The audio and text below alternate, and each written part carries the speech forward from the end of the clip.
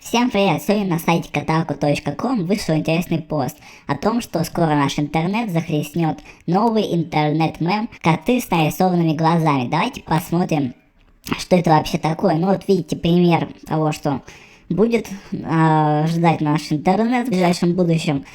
Вот этот мем решил запустить один юзер в Твиттере. Называется вот имя его так: Ширтамана.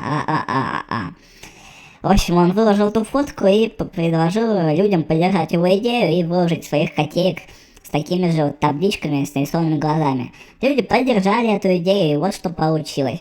Сейчас буду листать, комментировать особо не буду. Вот это очень прикольно получилось.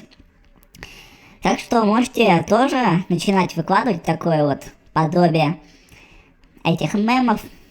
Скоро фишка в России будет тоже популярна. Это я вам гарантирую. Вот такие вот дела. И собаки тоже здесь участвуют, я смотрю.